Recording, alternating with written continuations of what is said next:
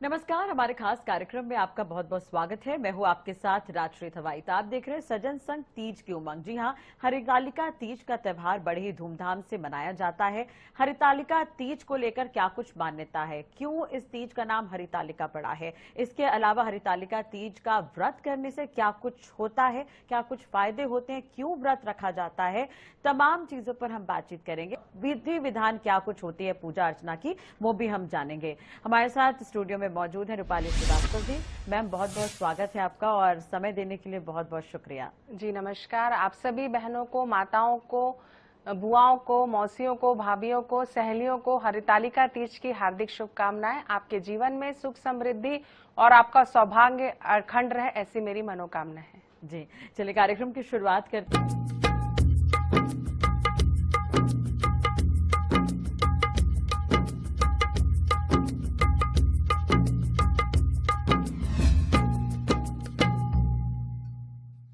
Ma'am, और सबसे पहले तो यही जान लेते हैं कि हरितालिका तीज का नाम हरितालिका क्यों पड़ा है। देखिए, जो हरितालिका तीज होती है वो भादो मास की तृतीया के दिन हस्त नक्षत्र में मनाई जाती है। इसका नाम हरितालिका इसलिए पड़ा क्योंकि हर का अर्थ होता है हरना और तालिका का अर्थ होता है सखी। तो माता पार्वती जिन्होंने 108 जन्मों तक भगवान शिव की को पाने के लिए जन्म लिया और 108वें जन्म में उन्हें शिव पार्वती का मिलन हुआ और उन्हें शिव की प्राप्ति हुई, तो उनकी सखियां उनको हर कर ले गई थी जंगल में, वृक्षों के बीच में, हरियालियों के बीच में। माता पार्वती की सहेलियों ने पार्वती जी से शंकर भगवान की कामना से उनकी पूजा करवाई, इसलिए इस व्रत का नाम हरितालिका तीज पड़ा। ये व्रत जो भी सौभाग्यशाली सौभाग्यवती स्त्री करती है या कुंवारी स्त्रियां करती हैं, उन्हें अखंड सौभाग्य की प्राप्ति होती है। साथ ही साथ माता पार्वती ने भगवान भोले शंकर से आग्रह करके हर सौभाग्यवती स्त्री, विवाहित स्त्री को यह आशीर्वाद दिया था कि जो भी ये व्रत करेगी उसे अखंड सौभाग्य प्राप्ति होगी। साथ ही साथ जो भी कुंवारी कन्या इस व्रत को करेंगी उन्हें योग्य वर की प्राप्ति होगी। तो हरितालिका तीज को लेकर मान्यता जो आपने बताई है, इसके अलावा इसका नाम हरितालिका क्यों पड़ा ये भी आपने बताया। इस बार की हम हरितालिका तीज की बात करें तो कब ये मनाया जाता है और इस बार का मुहूर्त क्या कुछ है मैम। जी देखिए, सबसे पहले तो मैं आपको बता दूं कि ये सावन मास के भादो पक्ष की तृतीया के दिन हस्त नक्षत्र में ये त्योहार मनाया जाता है। 26 अगस्त के दिन, मंगलवार के दिन हम ये व्रत मनाने जा रहे हैं। जो सबसे श्रेष्ठ मुहूर्त है वो 3 भागों में बटा हुआ है। सुबह का मुहूर्त 9:18 से 10:54 का है। शाम का मुहूर्त 3:15 से 5:49 का है।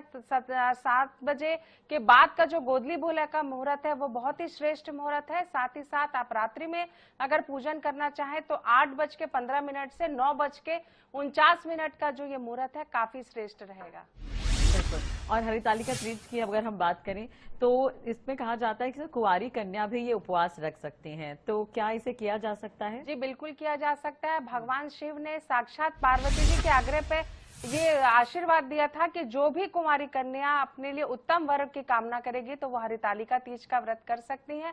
इससे उनके जीवन में योग्य वर के आने की संभावनाएं बढ़ जाती हैं। बिल्कुल मैम, चलिए विधि विधान की भी बात कर लेते हैं। पूजन को लेकर विधि विधान क्या है, क्योंकि छत्तीसगढ़ में से मनाया जाता है, कड़ू भात भी होता है इसके अंतर्गत, तो पूरा विधि विधान में आपसे जानना चाहूंगी। जी बिल्कुल, देखिए सबसे पहले तो हरितालिका तीज के एक दिन पहले कड़ू भात की परंपरा है जिसमें करेला और चावल को खाया जाता है। साथ ही साथ जो कुंवारी कन्याएं रहती हैं या विवाहित स्त्रियां रहती हैं, ये इस दिन उनके मायके में जाकर ये भोजन ग्रहण करती हैं और दूसरे दिन उनका उपवास रहता है। जो पूजा की विधि विधान है उसमें गणेश भगवान, पार्वती जी और गणेश जी की पूजा की जाती है। शंकर भगवान की पूजा की जाती है। घर में फुलेरा डाला जाता है। माँ बालू की प्रतिमा बनाई जाती है, मट्टी की प्रतिमा बनाई जाती है, फूलों से सुसज्जित किया जाता है। माता पार्वती, उनकी सहेली की भी पूजा की जाती है। साथ ही साथ शंकर भगवान और गणेश जी का पूजन करने के साथ साथ पूजा की शुरुआत होती है। रात भर धूमधाम से पूजन होता है, रात्रि जागरण होता है। माताएं बहनें सारे लोग माताओं को जो एक दूसरे को सुहाग की सामग्री अर्पित करती हैं। साथ ही साथ पूरे विधि विधान, भजन कीर्तन के साथ रात भर ये कार्यक्रम चलता है। माता पार्वती और भोले शंकर की आराधना की जाती है, उनका भजन किया जाता है, 4 पहर में आरती होती है। साथ ही साथ शिव जी का रुद्राभिषेक किया जाता है, अभिषेक किया जाता है। माता पार्वती को सुहाग की सामग्री चढ़ाई जाती है, उनका श्रृंगार किया जाता है। साड़ी चुनरी व्यक्ति अपनी श्रद्धा के अनुसार उन्हें अर्पित करते हैं। बिल्कुल, इसलिए मायके में ही जाने की ये परंपरा है। लेकिन देखिए आजकल क्या है, काफी हम व्यस्त हो गए हैं बहुत ज्यादा। तो जो महिलाएं काफी व्यस्त रहती हैं, वो किस तरह से इस उपवास को कर सकती हैं, पूजा किस तरह से वो कर सकती हैं? देखिए, आप पूजा में सबसे ज्यादा श्रद्धा की जरूरत होती है। अगर आप श्रद्धा और भक्ति से मंदिर में भी जाकर ये पूजा करते हैं तो भी आपके लिए फलदायी होती है, क्योंकि आज के आधुनिक युग में और भागदौड़ की जिंदगी में हम सारे रीति रिवाज तो उतने अच्छे तरीके से नहीं कर पाते, लेकिन हमारे मन में श्रद्धा, विश्वास और ईश्वर के प्रति आस्था रहती है। तो ये उपवास आप अपने घर में भी कर सकते हैं, किसी मंदिर में भी जाके कर सकते हैं, देवी जी के मंदिर में जाके कर सकते हैं, शंकर भगवान के मंदिर में जाके कर सकते हैं।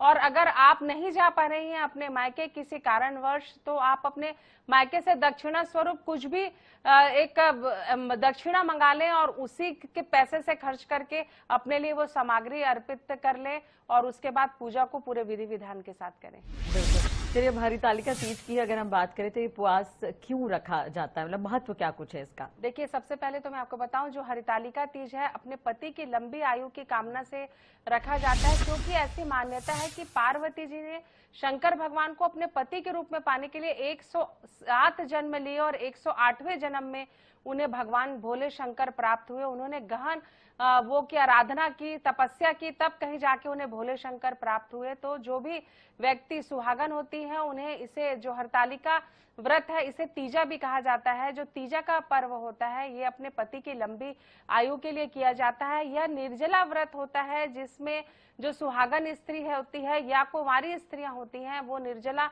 बिना पानी 24 घंटे पिए भगवान शिव की आराधना करती है, माता पार्वती की आराधना करती हैं। उसके बाद ही 24 घंटे के बाद जब पूजा संपूर्ण हो जाती है तो वो जल ग्रहण करती हैं।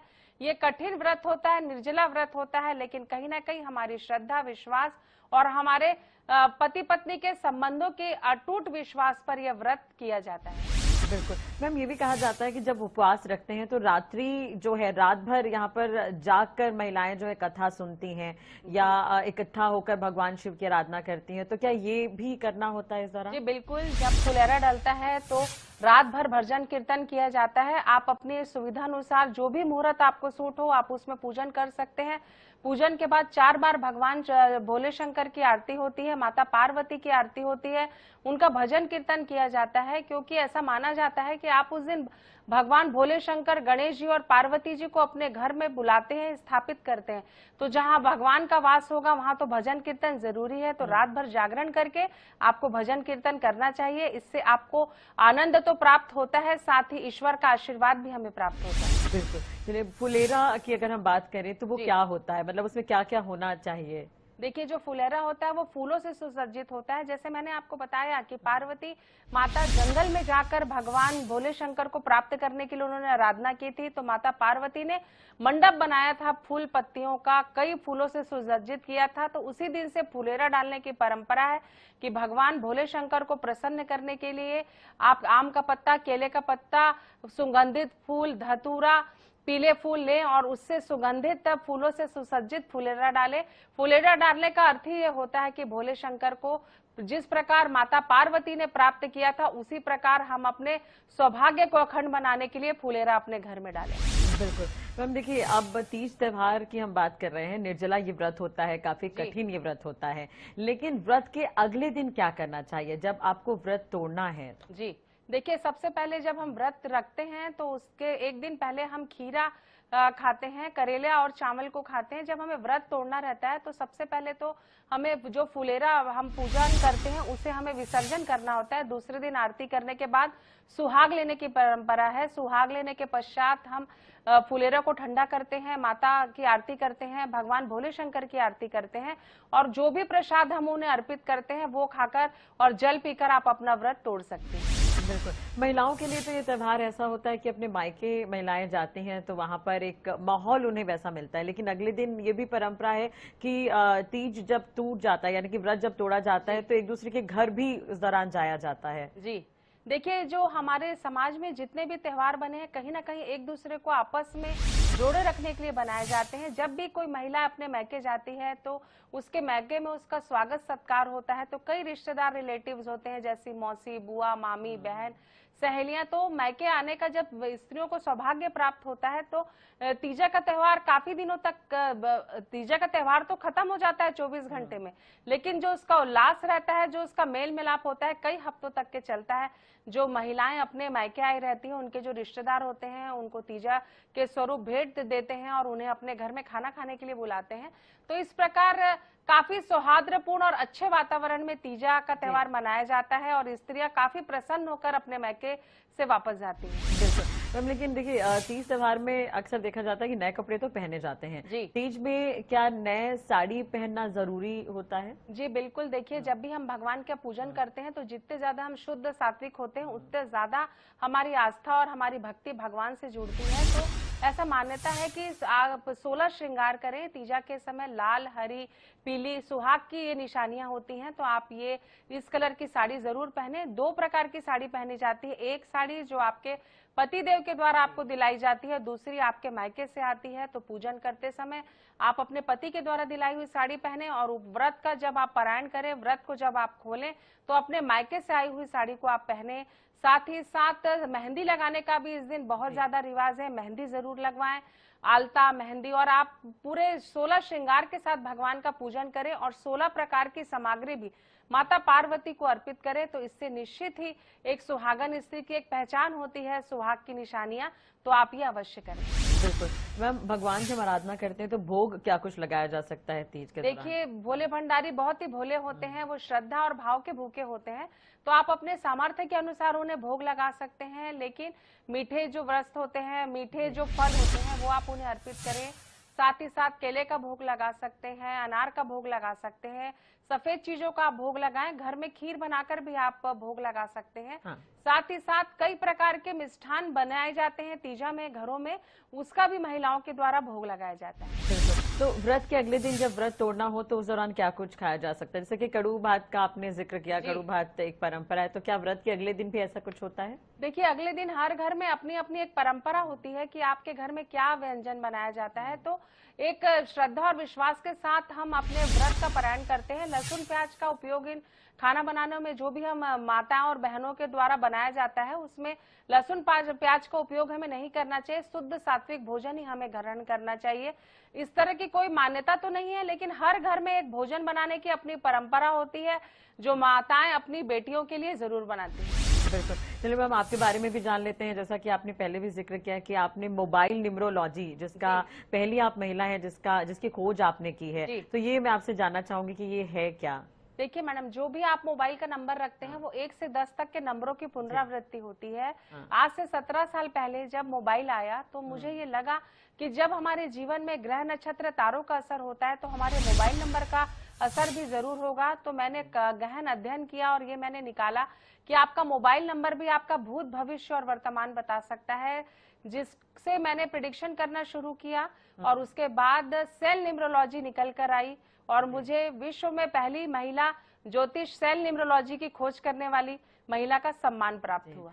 चलिए, एक बार फिर से मैं आपका धन्यवाद करूंगी कि आप हमारे साथ आई। एक बार फिर से हम तीज की ही बात कर लेते हैं मैम। देखिए, तीजा जो त्योहार है, हरियाली तीज हम मनाए अभी थोड़े दिन पहले, अब हरितालिका ये तीज है, दोनों में फर्क क्या है? देखिए मैडम, हरितालिका जो होती है वो भगवान शिव की आराधना और माता पार्वती की आराधना का दिवस होता है। और जो हरियाली तीज होती है उसमें झूला झूलने का बहुत रिवाज होता है, क्योंकि सावन के महीने में हरियाली तीज मनाई जाती है, चारों तरफ हरियाली होती है। तो इस दिन सुहागन महिलाएं 16 श्रृंगार कर कर झूला झूलती हैं, चूड़ियां एक दूसरे को समर्पित करती हैं, साथ ही साथ सुहाग की सामग्री एक दूसरे को दी जाती है। तो हरितालिका तीज में गहन भक्ति का विषय होता है और जो तीज होती है वो तीज हर्षोल्लास का महत्व होता है। चलिए, अब देखिए, पति की लंबी उम्र की कामना लेकर महिलाएं जो हैं ये व्रत रखती हैं और जो कुंवारी लड़कियां हैं वो अच्छा पति मिले इसलिए ये व्रत रखती हैं। लेकिन जब ये व्रत चल रहा होता है तो हालांकि महिलाएं तो मायके में होती है, लेकिन पतियों को आप क्या कहेंगी पति के लिए? देखिए मैम, ये जो त्योहार होता है ये पति पत्नी के संबंध को प्रगाढ़ करने वाला त्योहार होता है। पति जो होते हैं वो भी अपनी पत्नी के त्योहार में पूर्ण रूप से सम्मिलित होते हैं, उनकी देख रेख करते हैं, उनका सहयोग करते हैं। और मैं हर पति, जिन भी महिलाओं के पति, उनसे ये कहना चाहूंगी कि जो आपकी पत्नियां हैं वो आपकी आयु के लिए ये व्रत को कर रही हैं, तो उनका सहयोग जरूर करें। और आप सभी को एक दूसरे के साथ आगे बढ़ने के लिए और जीवन पर्यंत आपका साथ बना रहे, इसका हमको हमेशा लगातार प्रयास करना चाहिए, क्योंकि जो भी व्रत महिलाएं करती हैं वो कहीं ना कहीं अपनी पति की लंबी आयु और अपने सौभाग्य की प्राप्ति के लिए ही करती है। बिल्कुल। और देखिए, ये त्योहार भी ऐसा है कि पति की लंबी उम्र की कामना लेकर महिलाएं जो है व्रत कर रही हैं, और निर्जला ये व्रत करती हैं, तो काफी कठिन ये व्रत होता है, तो सहयोग की अपेक्षा तो रहेगी ही। लेकिन दूसरी तरफ देखिए, मायके जाने का जो रिवाज है, तो ये क्यों ऐसा चला आ रहा है? देखिए, कहीं ना कहीं ऐसा माना जाता है कि पार्वती माता ने अपने मायके में रहकर शंकर भगवान को प्राप्त करने की आराधना की थी। उसी समय से ये प्रचलन है कि महिलाओं को जो आमंत्रण आना चाहिए अपने मायके से तीजा के लिए, क्योंकि छत्तीसगढ़ में हरितालिका व्रत की ऐसी मान्यता है कि तीजा लेने के लिए भाई या उनके जो पिताजी होते हैं वो अपनी बहनों को, माताओं को, साथ ही साथ जो भी स्त्री होती है वो अपने मायके जाती हैं, अपने भाई, अपने पिताजी, अपने भतीजे, किसी के भी आमंत्रण पर, और वहीं पर यह त्योहार संपन्न होता है। चलिए, और महिलाएं जो नवविवाहित हैं, यानी कि जिनका ये पहला तीजा होगा, उन्हें आप क्या कहेंगी? देखिए, आप पूरे श्रृंगार के साथ दुल्हन के जैसे आप तैयार हो, आप 16 श्रृंगार करें, लाल, पीली या हरी साड़ी आप पहने, साथ ही साथ पूरे विधि विधान के साथ इस व्रत को करें। इससे आपको निश्चित है आपका जो संबंध है अपने पति के साथ बहुत ही मजबूत होगा, और माता पार्वती और शिव जी के आशीर्वाद से आपके जीवन में सुख, समृद्धि और सौभाग्य बढ़ेगा। देखिए, जो कुंवारी लड़कियां होती हैं, कई बार कई तरह की दशाएं होती हैं जिनकी शादी ना हो रही हो, मांगलिक होती है कुछ, तो क्या उनके लिए ये तीजा अगर वो उपवास रखती हैं तो फायदेमंद होगा? जी, बिल्कुल फायदेमंद रहता है। मैं आपको बताऊं कि जो भी महिलाएं, जो भी लड़कियां हैं, कुंवारी कन्या हैं, अगर इस दिन भगवान पार्वती माता और भगवान भोले शंकर की आराधना करती हैं, अगर वो अपने सच्चे मन से इस उपास को करती हैं, तो निश्चित ही उन्हें सुयोग्य वर की प्राप्ति होती है। मैं आप सभी को बता देती हूँ कि अपनी राशियों के अनुसार आपको कौन कौन से उपाय करने हैं। तो अगर आपकी राशि मेष है और आप ये व्रत पहली बार करने जा रही हैं, या आप कोई भी व्यक्ति जिसकी राशि मेष है, वो बेल चंदन, लाल चंदन से भगवान शिव का अभिषेक करें, साथ ही साथ उन्हें रक्त चंदन लगाएं, लाल फूल उन्हें अर्पित करें। वृषभ राशि वाले केशर मिश्रित दूध को अर्पित करें। जो मिथुन राशि वाले हैं वो हरा मूंग अर्पित करें। कर्क राशि वाले जातक सफेद चीजें, चावल अर्पित करें भगवान भोले शंकर को एक पान के पत्ते में लेकर। साथ ही साथ सिंह राशि वाले जातक गेहूं का इस दिन दान करें। कन्या राशि वाले जातक हरी चूड़ियों का सुहागन स्त्रियों को दान करें और भक्ति पूर्वक, श्रद्धा पूर्वक इस उपाय को करें। साथ ही साथ तुला राशि के जो जातक है वो वस्त्रों का दान करें इस दिन, खासकर सुहागन महिलाओं को वस्त्रों का दान करें, जिससे आपको लाभ होगा। साथ ही साथ जो वृश्चिक राशि वाले जातक है वो लाल फलों का दान करें गरीबों को, इससे आपके जीवन में सुख, समृद्धि, सौभाग्य बढ़ेगा। धनु राशि वाले जातक है पीले फलों, केलों का दान करें, पीले वस्त्रों का दान करें। मकर राशि वाले जातक जल में काला तिल मिलाकर भगवान भोले शंकर को अर्पित करें। कुंभ राशि के जो जातक हैं वो मीठे जल में तिल मिलाकर भगवान भोले शंकर को अर्पित करें। और जो मीन राशि के जातक हैं वो लगातार ओम नमः शिवाय का जाप करते हुए केसर मिश्रित दूध और दही पंचामृत बनाकर भोले शंकर का अभिषेक करें। निश्चित ही आपको सुयोग्य वर की प्राप्ति होगी। साथ ही साथ एक अचूक उपाय मैं आपको और बताना चाहती हूँ। एक पान का पत्ता लें, उसमें हल्दी और सुपारी रखें और ओम नमः शिवाय बोलकर भोले शंकर को अर्पित करें। ये आप हरितालिका तीज से शुरू कर लगातार आगे भी 7 सोमवार तक करें। निश्चित ही आपके विवाह के योग जल्दी बनेंगे। चलिए, ये उपाय आपने बहुत अच्छा बताया कि राशिफल के हिसाब से किस तरह से भगवान की आराधना करनी है। मैम, इस बार की तीजा को लेकर आप हमारे दर्शकों को क्या कुछ कहना चाहेंगे? देखिए, कोई भी व्रत हम त्योहार करते हैं उसमें हमारी भक्ति की बहुत ज्यादा आवश्यकता होती है। तो आप सभी के जीवन में जो आप तीजा का व्रत करने जा रही हैं, पूरे विधि विधान के साथ करें। अपने घर पे फुलेरा डालें, माता की मूर्ति स्थापित करें, भगवान भोले शंकर को स्थापित करें, गणेश जी की स्थापना करें, क्योंकि तीजा के दिन दूसरे ही दिन गणेश चतुर्थी भी लग जाएगी। तो गणेश जी के भी आगमन की हमको विशेष रूप से हम इंतजार करते रहते हैं। तो पूरे श्रद्धा और विश्वास के साथ, पूरे रीति रिवाज के साथ आप इस व्रत को करें। निश्चित ही आपके सौभाग्य में वृद्धि होगी और आपके पति की आयु लंबी होगी। मैम बहुत बहुत धन्यवाद ये जानकारी देने के लिए और बताने के लिए क्या होता है हरितालिका तीजा, और दूसरी तरफ कैसे इसे मनाया जाए। राशि फलों के हिसाब से भी आपने बताया कि जो कुंवारी लड़कियां भगवान को किस तरह से भोग लगा सकती हैं, पूजा कर सकती हैं। दूसरी तरफ तीजा का महत्व भी हमने आज जाना। बहुत बहुत धन्यवाद इसके लिए।